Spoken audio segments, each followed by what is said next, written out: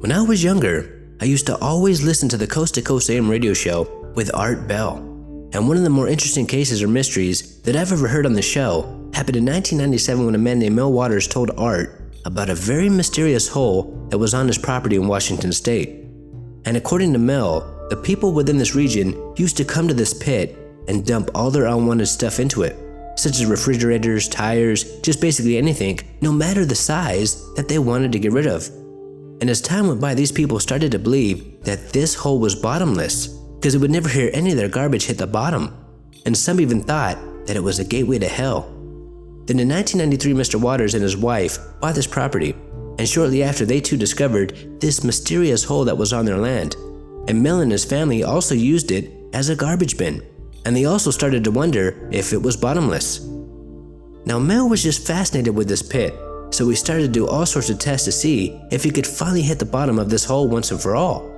And the first test that Mr. Waters did involved a fishing pole, weights, and a heck of a lot of fishing line. And no matter how much fishing line he used, he could never reach the bottom. And this really shocked and kind of freaked him out. So Mr. Waters started to become obsessed with this pit. And he also noticed that when he would shout into it, there would be no echo, and he also saw that his dogs were very afraid of this hole. And if they got too close, the dogs would run away as fast as they could back to the house. Now Mel started asking around town about this pit, and the locals would tell him some rather disturbing stories. One hunter told Mel that he threw his dead dog down the hole, and a couple of days later, he saw his dog running in the forest while he was out hunting. And Mel asked him, "How could you possibly know that that was your dog?" And the hunter replied, because this dog not only looked identical, but it was also wearing the exact same collar. Now this story really freaked Mel out, but he was also so amazed by it that he actually wrote in his will that he wanted his corpse to be thrown into this pit. So I guess he believed that this hunter was telling the truth. Now this is about the time when Mel called the Coast to Coast AM radio show and told Art Bell and all of us about this mysterious, bottomless pit that was on his land. And the listeners, including me, were just fascinated by the story.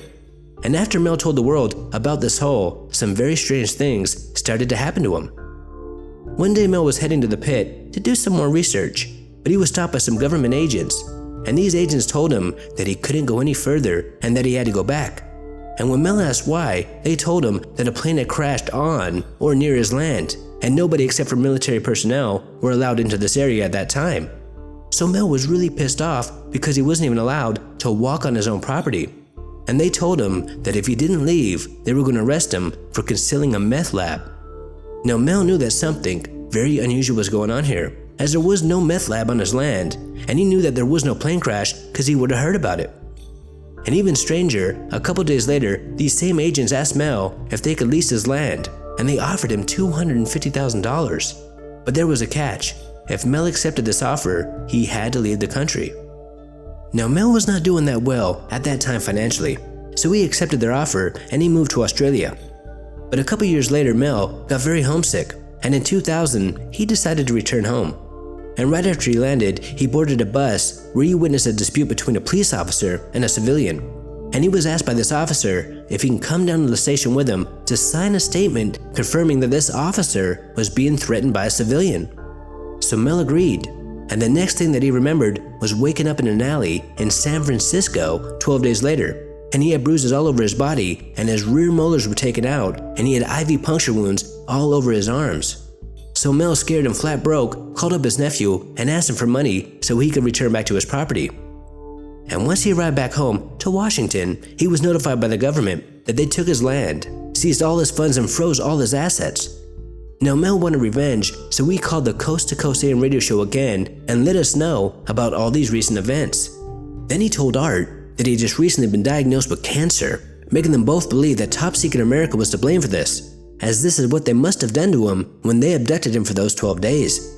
And he also said that his neighbors informed him about black vans, helicopters, and just very strange things that had been going on his property while he was gone. Now after Mel told Art and all of us about these recent events, he started to do tons of research, and he found the location of another hole very similar to his own somewhere in Nevada. And in order to see this other bottomless pit, he had to become friends with the local Basque people, as this hole was on their land. So Mel, a very likable guy I would imagine, did become their friend, and they showed him this hole and they allowed him to investigate it. And the first thing that Mel did was yell into it, and yet again, and to his surprise, there was no echo.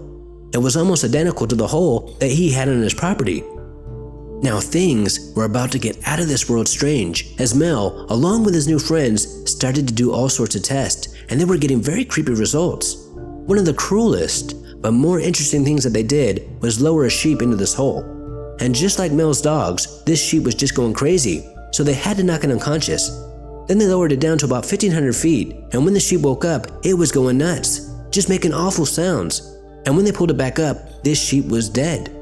So they decided to do an autopsy, and they realized that this sheep was cooked from the inside out. And they also saw a tumor-like blob that was moving where the sheep's internal organs should have been. And when they cut open this tumor, they saw a creature within it. And this creature looked like an unborn seal. It had human eyes, and it was just staring at the men. And they immediately threw this creature back into the hole. And Mel was later told by these locals that this seal-like creature would at times be seen by them, and it would also try to communicate with them. Now Mel and his new buddies ran tests all day long, and always about the 1,500 mark, strange things would happen, such as ice would form on these buckets after they lowered them into the pit. And this ice would not be cold but warm and extremely flammable. And at times they would witness black beams of light coming from this hole in short bursts, as if it was trying to communicate with something in the stars. And Mel started to wonder if this bottomless hole was a portal to another world. Now after Mel let us know about these new tests, strange anomalies, and strange alien-like creatures, that was the last we had ever heard from him. There were just no more updates. But in 2011, a man claiming to be Mel posted a letter on the Wilson Space website claiming that what he had said was real. Because by that time pretty much everybody doubted his story because no one could find any real, undeniable evidence of these holes or Mel Waters himself. But Mel never revealed the location of the second hole, and there are blanked out spots in satellite photos over the area around the first hole in Washington. And over the years there have been countless callers claiming that these mysterious, supernatural bottomless pits do exist throughout the world, making everybody wonder if Mel Waters, or whatever his real name is, could actually be telling the truth, or is this man just one great storyteller? Until next time, this is Paranormal Junkie. Make sure to hit that subscribe button and stay tuned.